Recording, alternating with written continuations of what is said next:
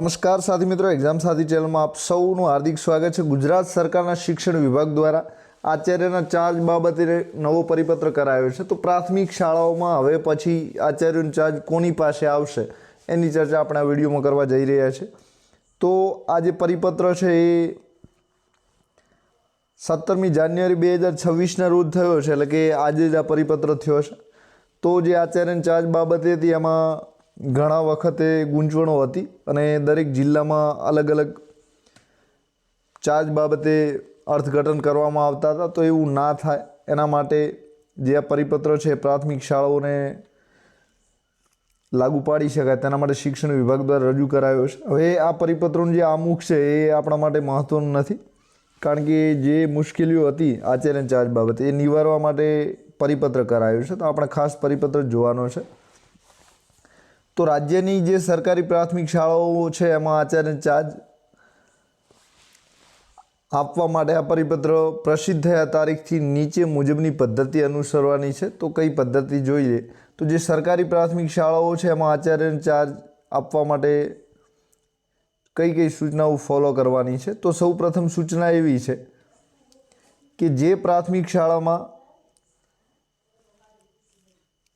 એટાટ મુખ્ય શિક્ષકનું મંજૂર મહેકમ ના હોય, બરાબર, તો જ્યાં મંજૂર મહેકમ નથી તેવા કિસ્સામાં શાળાથી 10 કિમી અંતરમાં આવેલ હોય તેવી શાળાઓમાં એટાટ મુખ્ય શિક્ષક મંજૂર મહેકમ થયેલો હોય તો આવા એટાટ મુખ્ય શિક્ષકને આ શાળાનો આચાર્ય ચાર્જ સોંપવાનો રહેશે।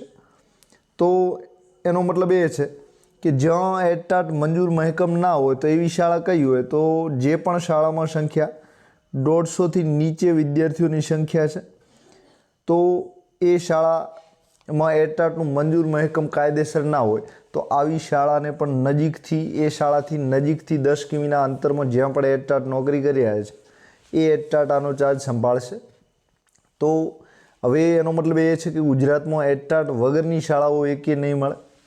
તો 10 કિમીની અંતરમાં આવેલ તેવી શાળાના જે એટાટ મુખ્ય શિક્ષક છે એ આ શાળાનો ચાર્જ સંભાળશે। તો કઈ શાળા તો 150થી ઓછી સંખ્યા છે। હવે એટાટ મુખ્ય શિક્ષક ચાર્જ સ્વીકારવાની જો ના પાડે છે અથવા ઇનકાર કરે છે તો સરકારશ્રીની સ્થાયી સૂચનાનું પાલન ન કરવાના કારણસર કારણદર્શક નોટિસ એમને પાઠવવામાં આવશે અને જે શિસ્ત વિષયક જે પણ કાર્યવાહી હાથ ધરવાની થશે એ કાર્યવાહી હાથ ધરશે। જો કારણો વ્યાજબી જણાય તો જે તે શાળાના શ્રેયાંશ શિક્ષકને નીચે દર્શાવેલ 1B અનુસાર ચાર્જ સોંપવાનો રહેશે।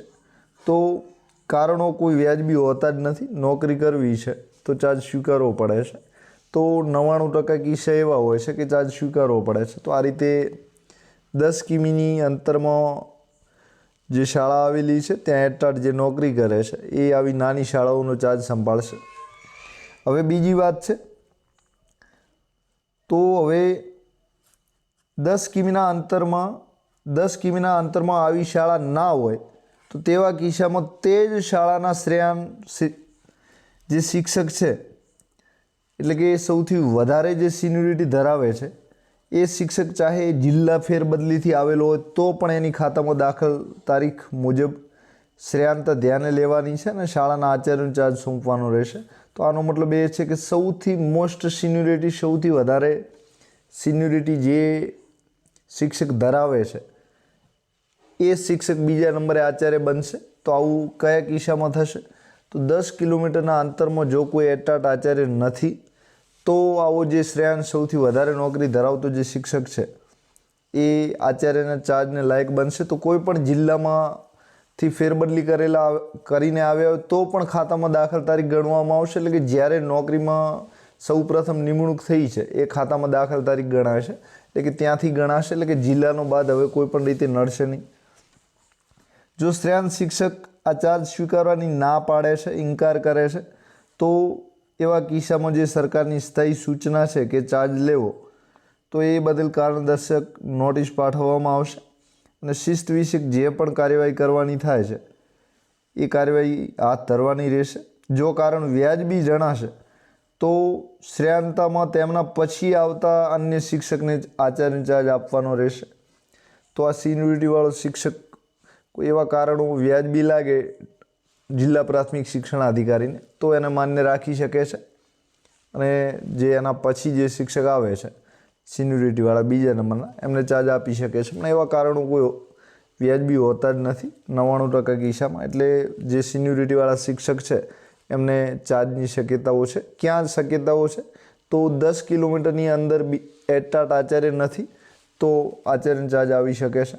કોને? તો જે સિન્યુરિટીવાળા શિક્ષક શાળામાં છે એમને.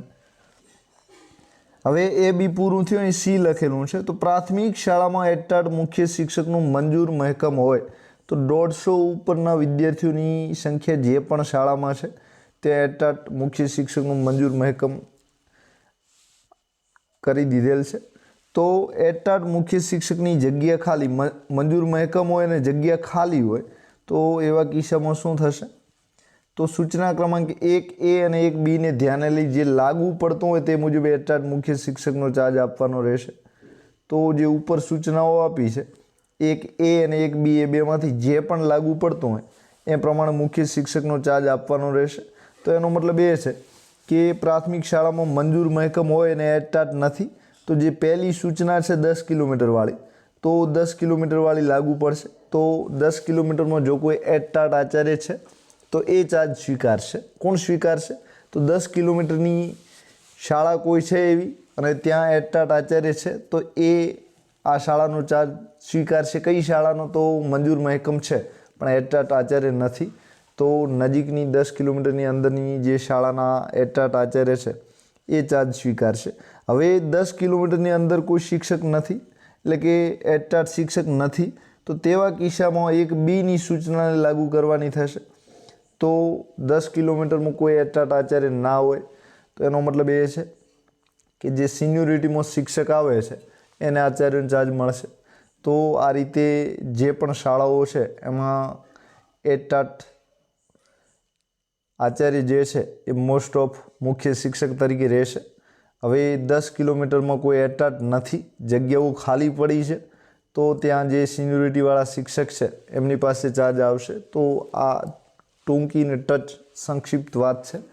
હવે પગાર કેન્દ્ર શાળા હોય તો ત્યાં પ્રાથમિક શાળાના આચાર્ય ચાર્જ બાબતે શું પ્રક્રિયા હાથ ધરવી એની આપણે વાત કરી લઈએ. તો પગાર કેન્દ્રનો અંગ્રેજીમાં પે સેન્ટર શાળાઓ કહેવાય છે, ગ્રુપ શાળા તરીકે પણ ઓળખાય છે.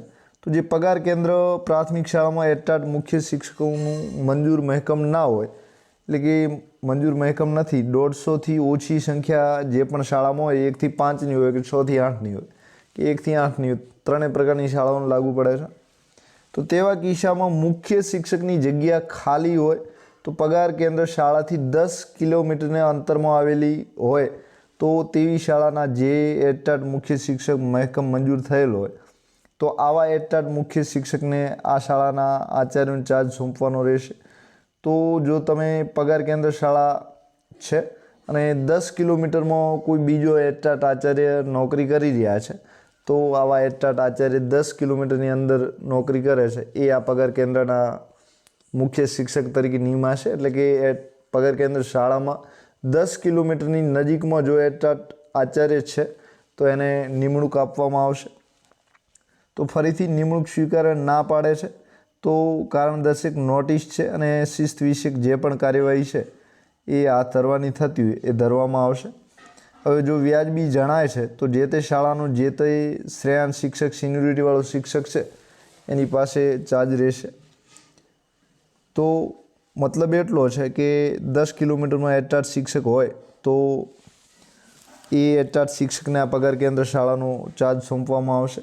હવે બી નંબરની સૂચના જોઈએ તો જો પગાર કેન્દ્ર શાળાથી 10 કિલોમીટરના અંતરમાં આવી શાળા ના હોય, એટલે કે નજીકમાં 10 કિલોમીટરની અંતરમાં એટાટવાળી શાળા કોઈ ના હોય પગાર કેન્દ્રથી, તો એ કિસ્સામાં તે શાળાના જે શ્રેયાન શિક્ષક છે તો જિલ્લા ફેરબદલીથી આવેલા હોય તો પણ ખાતામાં દાખલ તારીખ ગણવાની છે. એટલે કે માત્ર સિન્યુરિટી ધ્યાનમાં લેવાની છે. તો આવી સિન્યુરિટી ધ્યાનમાં લેતા શાળાના આચાર્યનો ચાર્જ સોંપવાનો રહેશે. તો 10 કિલોમીટરમાં એટાટ નથી તો જે સૌથી વધારે સિન્યુરિટી પગાર કેન્દ્રમાં જે શિક્ષક નોકરી કરી રહ્યા છે સિન્યુરિટી હોય એ શિક્ષક આચાર્ય ચાર્જ તરીકે રહેશે.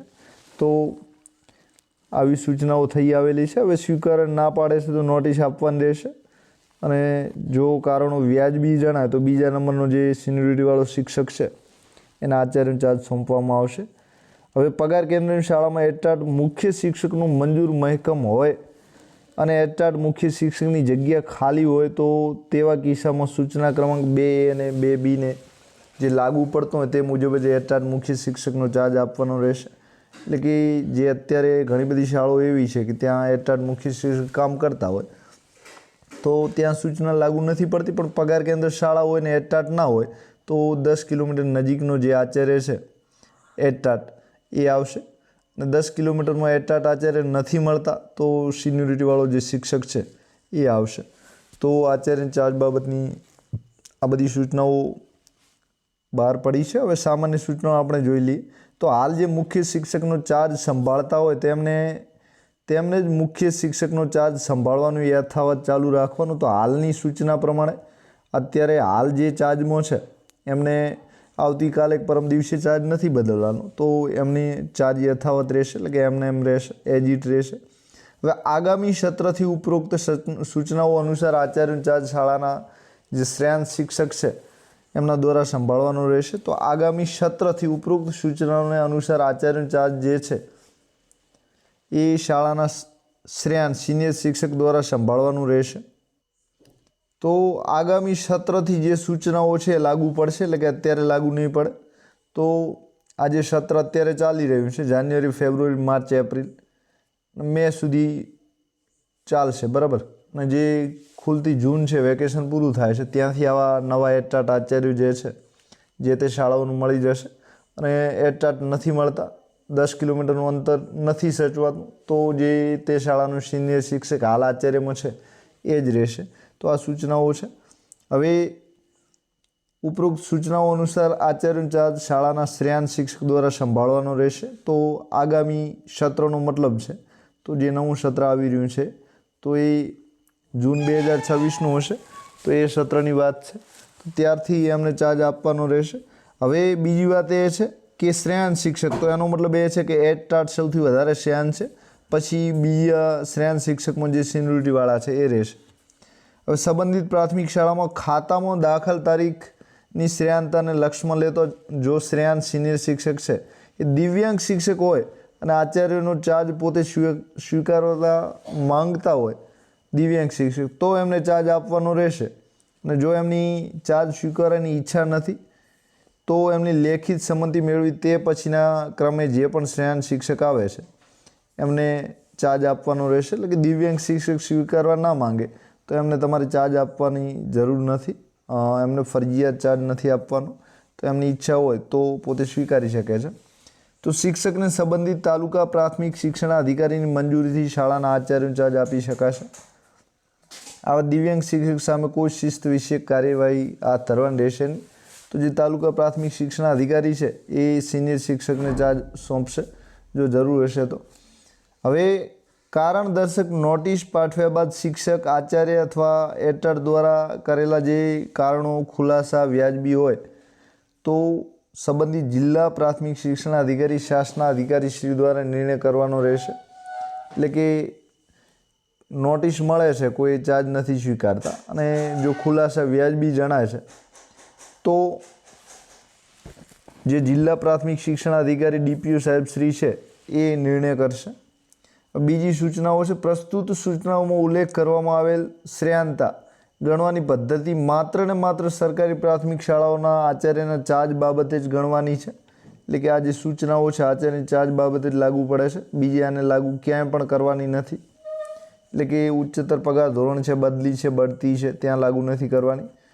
તો પ્રસ્તુત સમાન ક્રમાંકની ફાઇલ પર 16 જાન્યુઆરી 2026ના રોજ જે સરકારની મંજૂરી મળી છે એ હેઠળ પ્રસિદ્ધ કરવામાં આવેલા છે. અને બીજા જે પણ જૂના ઠરાવ છે બધા જ રદ કરવામાં આવે છે. તો શિક્ષણ વિભાગના ઉપસચિવ તુષાર પટેલ દ્વારા પરિપત્ર બહાર પડાયો છે. તો પરિપત્ર હવેથી લાગુ થશે. સાથે બીજી વાત એ છે કે અત્યારે સરકારે હમણાં થોડા સમય પહેલાં જાહેરાત કરી છે કે દરેક શાળાને એટાટ મળી રહે એના માટે તો એટાટ 3 રીતે આપવાના છે. તો તો એક તો સિન્યુરિટીવાળા છે, એટલે કે જે સૌથી વધારે સિન્યુરિટી ધરાવે છે એમને બઢતી આપવામાં આવશે, અને બીજું એડટાટની પરીક્ષા લેવામાં આવશે. તો આ રીતે એડટાટ પણ ટૂંક સમયમાં આપવાના છે એવો પરિપત્ર થઈ ગયો છે. તો આ રીતે ટૂંક સમયમાં ગુજરાતની મોટા ભાગની જે શાળાઓ છે ત્યાં એડટાટ શિક્ષક મળવાની શક્યતાઓ છે. તો એડટાટ સીધી ભરતીથી મળશે, અને બીજી રીત જે છે એ બઢતીથી, એટલે કે જે સિન્યુરિટી ધરાવે છે એમને એડટાટ આપવામાં આવશે. તો આ રીતે સૂચનાઓ થઈ આવેલી છે. તો એનો મતલબ એ છે કે જે સિન્યુરિટીમાં વધારે શિક્ષકો નોકરી કરી છે એમની જોડે એડટાટનો ચાર્જ નજીકના સમયમાં આવશે. મતલબ કે એડટાટ હતા એના એ જ રહેશે, પણ સિનિયર શિક્ષકમાંથી એડટાટ બનાવી દેવામાં આવશે. તો આ રીતની આગાહી વર્તાઈ રહી છે. પણ અત્યારનું જોતાં જ્યાં સુધી આ સિન્યુરિટીથી, એટલે કે બઢતીથી આચાર્ય બનાવવા એ, અને બીજું સીધી પરીક્ષા લેવી, એની કામગીરી નથી થતી ત્યાં સુધી આ રીતે એડટાટ આચાર્યો હાલ જે છે એમનાથી કામ ચલાવવામાં આવશે. અને એક બીજી વાત એ છે કે એડટાટ આચાર્યનો એવી પણ ચોખવટ અહીં નથી કરેલી, તો આગળની તમે સૂચનાઓ જોઈ છે તો એમાં એવી કોઈ ચોખવટ નથી કરી કે આચાર્યનો ચાર્જ જે 10 કિમીની અંદર એડટાટ ધરાવે છે અને એક શાળાના આચાર્ય તરીકે રહેવું, 2ના રહેવું, 3ના રહેવા, 4ના એવું નક્કી નથી કરેલું. તો એનો મતલબ એ છે કે અત્યારે નજીકની જેટલી પણ શાળાઓ છે ત્યાં દાખલા તરીકે કોઈ પે સેન્ટરમાં 10 શાળાઓ હોય અને એ પે સેન્ટરમાં 10 કિલોમીટરની અંદર 2 જ એડટાટ શિક્ષકો છે, તો એ એડટાટ શિક્ષકોના ફાળે 5-5 શાળાઓ આવી શકે છે. આવું પણ બની શકે છે. તો એનો ઉકેલ એ છે કે જે બઢતી આપવાની છે, એડટાટની જે પરીક્ષા લેવાની છે, તો એ ના આવે ત્યાં સુધી આ રીતનું પણ થઈ શકે તેમ છે. તો આપ સૌનો આભાર. એક્ઝામ સાથી ચેનલ જરૂર સબસ્ક્રાઈબ કરો. મનમાં કોઈ પ્રશ્ન હોય તો કોમેન્ટ કરી શકો છો. વિડીયો પસંદ પડે તો લાઈક અચૂક કરી શકો છો. તો થેન્ક યુ વેરી મચ.